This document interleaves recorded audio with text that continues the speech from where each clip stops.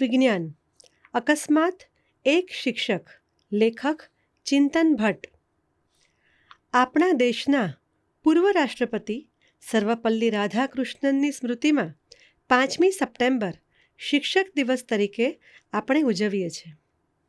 આપણા વ્યક્તિત્વ વિકાસમાં જેમનો સિંહ ફાળો છે તે શિક્ષકોને યાદ કરી કૃતજ્ઞતા વ્યક્ત કરીએ છીએ.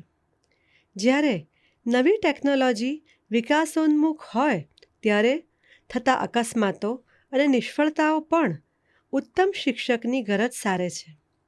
આપણે જાણીએ છીએ કે વીજળીથી પ્રકાશ ફેલાવતા તારદીપ્ત ફિલામેન્ટ વીજળીના ગોળાની શોધ થોમસ આલ્વા એડિસને કરી. સફળતા મળે તે પહેલાં ફિલામેન્ટ તરીકે તેમણે ઘણી સામગ્રી અજમાવી જોઈ. દરેક નિષ્ફળતાએ તેમને એક શીખ આપી. જ્યારે સમાનવ અંતરિક્ષ યાત્રાની વાત આવે છે ત્યારે અભિયાનની આંશિક નિષ્ફળતા પણ જાનલેવા અકસ્માત સર્જે છે. દરેક અકસ્માત પછી અંતરિક્ષ ટેકનોલોજી વધુ ભરોસાપાત્ર બની છે. અત્યાર સુધીમાં લગભગ 400 સમાનવ અંતરિક્ષ અભિયાનો થયા છે.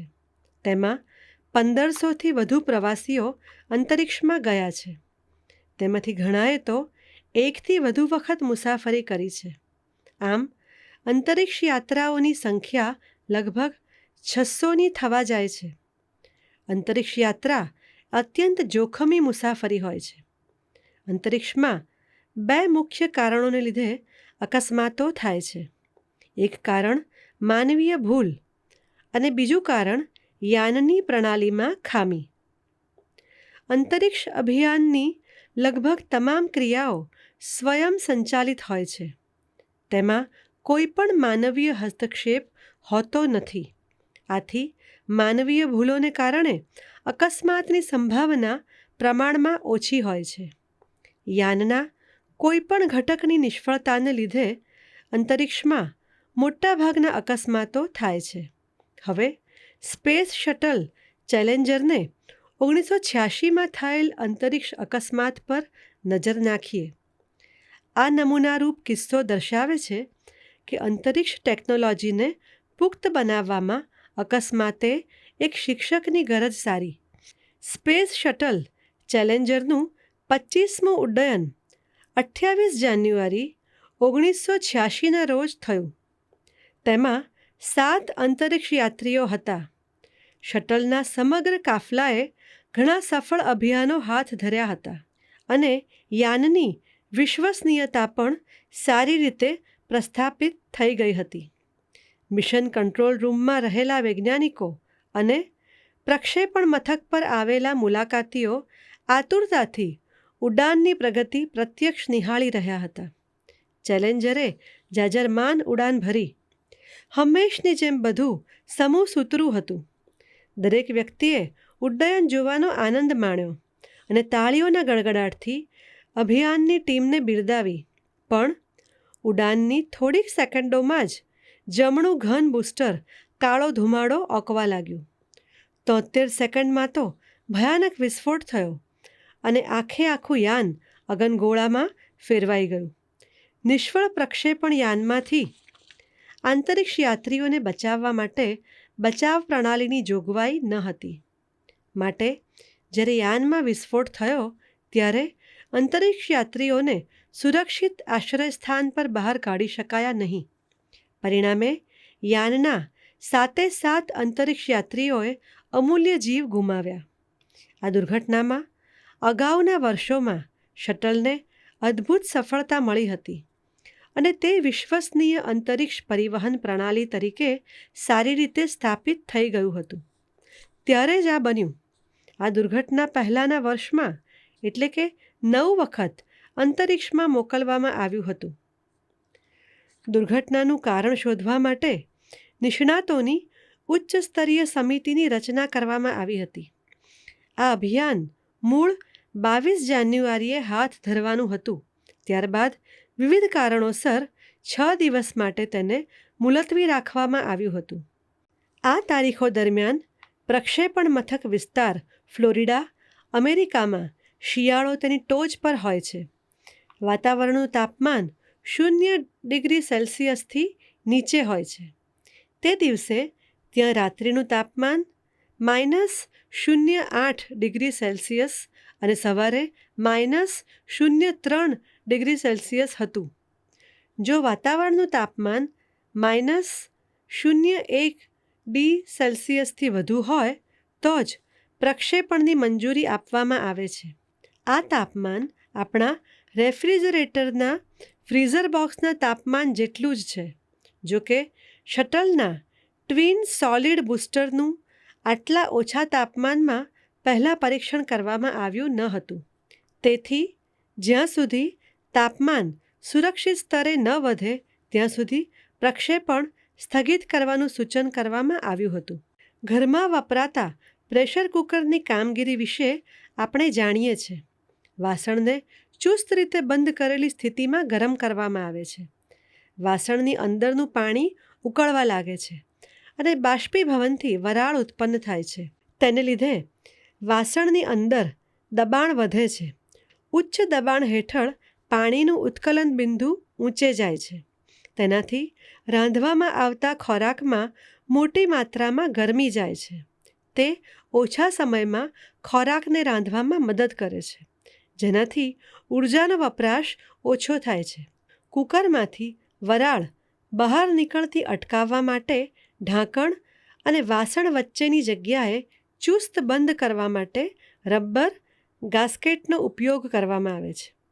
લાંબા સમય સુધી ઉપયોગ કર્યા પછી આ ગાસ્કેટ બગડી જાય છે અને ગળતર શરૂ થાય છે. ગળતર અટકાવવા માટે ગાસ્કેટને નિયમિતપણે બદલવાની એક સામાન્ય પ્રથા છે. સ્પેસ શટલના ઘન ઈંધણવાળા બૂસ્ટરમાં બરાબર આ જ રીતે રબર રિંગ્સનો ઉપયોગ થાય છે.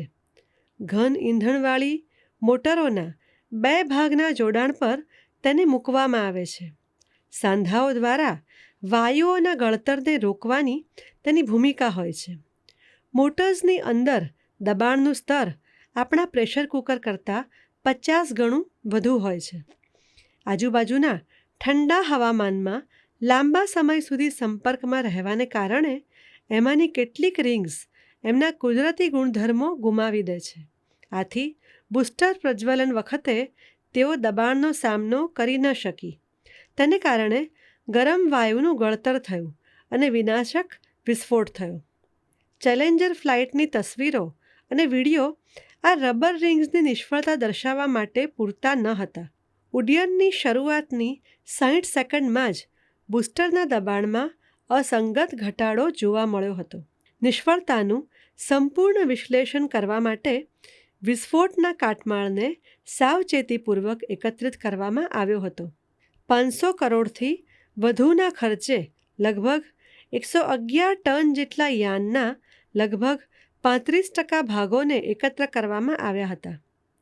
ચેલેન્જર દુર્ઘટનાની નિષ્ફળતા, તેનું પૃથ્થકરણ અને અભ્યાસ એ માનવ ઇતિહાસમાં અકસ્માતના મૂળ કારણને ઓળખવા માટે હાથ ધરવામાં આવેલા જંગી પ્રયાસો અને પરીક્ષણોના સંદર્ભમાં એક વિશિષ્ટ કાર્ય છે. આ અકસ્માતે કોઈ પણ નવી ટેકનોલોજીની વિકાસ યાત્રા દરમિયાન જરૂરી સાવચેતી અંગે શીખ આપી, જે આ મુજબ છે. ઉડ્ડયન વખતે અને તેની પહેલાં વાતાવરણની પરિસ્થિતિ એક અગત્યનું પરિણામ છે. યાનના ઉડ્ડયનના થોડા કલાકો પહેલાં જ અંતરિક્ષ મથક પર લઈ જવામાં આવે છે. તે પહેલાં યાન નિયંત્રિત વાતાવરણમાં હોય છે. વધુ વખત યાનને પ્રક્ષેપણ મથક પર રાખવું તે તેની સામાન્ય પ્રક્રિયાનું વિચલન છે. આ સમય દરમિયાન વાતાવરણીય તાપમાન પણ -0.1 ડિગ્રી સેલ્સિયસથી નીચું ગયું હતું, જેની ઉપેક્ષા કરવામાં આવી. અગાઉની સફળતાએ ટીમને આત્મસંતોષી બનાવી દીધી હતી.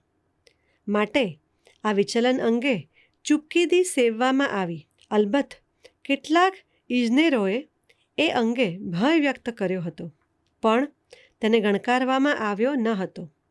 આ વિચલન અને ચેતવણી નિયમન કક્ષ સુધી પહોંચાડવામાં જ ન આવી.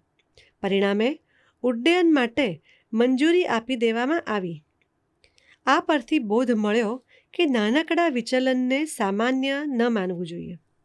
વધુ પડતો આત્મસંતોષ પ્રક્રિયાની પારદર્શિતા માટે અડચણરૂપ ન બનવો જોઈએ. જો આ વિચલનની જાણ વધુ લોકોને થઈ હોત તો સામૂહિક ડહાપણને કારણે ઉડ્ડયનને મંજૂરી ન મળી હોત. જ્યારે સલામતીની વાત આવે છે ત્યારે નાનામાં નાની વ્યક્તિએ વ્યક્ત કરેલી ચેતવણીની ઉપેક્ષા ન કરવી જોઈએ. ટીમનો કોઈ પણ સભ્ય સહેલાઈથી પોતાનું મંતવ્ય આપી શકે તેવા ખુલ્લા વાતાવરણનું નિર્માણ થવું જોઈએ. હા, ઉડ્ડયનમાં શરૂઆતના તબક્કામાં જ દુર્ઘટના સર્જાય તો યાત્રીઓને સુરક્ષિત રીતે યાનમાંથી દૂર કરી પૃથ્વી પર સલામત પાછા લાવી શકાય તેવી વ્યવસ્થા પણ ત્યાર પછીના સમાનવ અંતરિક્ષ અભિયાનોમાં ગોઠવવામાં આવી. ગગનયાન સંદર્ભે ઇસરો દ્વારા વિકસિત આ ટેકનોલોજીનું સફળ પરીક્ષણ થઈ ગયું છે. શિક્ષક તો શિક્ષણ આપે છે, પણ થોડા સમયમાં તે ભૂલાઈ પણ જાય છે. ઉપરોક્ત શિક્ષણ તો મળ્યું, પણ થોડા વર્ષોમાં તેની ઉપેક્ષા પણ થઈ અને અંતરિક્ષ અકસ્માતો પણ થયા. હા, જ્યારે અંતરિક્ષ અકસ્માતની વાત નીકળી જ છે ત્યારે સુનિતા વિલિયમ્સ યાદ આવે છે. છેલ્લા સમાચાર મુજબ તેઓ ફેબ્રુઆરી 2025માં પૃથ્વી પર પાછા ફરી શકશે. ત્યાં સુધી આંતરરાષ્ટ્રીય અંતરિક્ષ મથકની મહેમાનગતિ માણશે. અંતરિક્ષ મથક પર પહેલેથી જ સ્થિત અંતરિક્ષ યાત્રીઓના કાર્યમાં તેઓ મદદ પણ કરે છે. બધાને પૂરા પડે તેટલા હવા, પાણી અને ખોરાકની વ્યવસ્થા તો ત્યાં છે જ. હા, કેટલીક શારીરિક અને માનસિક તકલીફો પડે, પણ બંને અતિથિઓ તો ખૂબ અનુભવી છે, માટે તેમને માટે તો આ સામાન્ય બાબત છે. તેમનો પૃથ્વી પ્રવાસીઓ સાથે સંપર્ક પણ છે. અલબત્ત બીજા અંતરિક્ષ યાત્રીઓ તેમને કહેતા હશે કે અતિથિ તુમ કબ જાઓગે.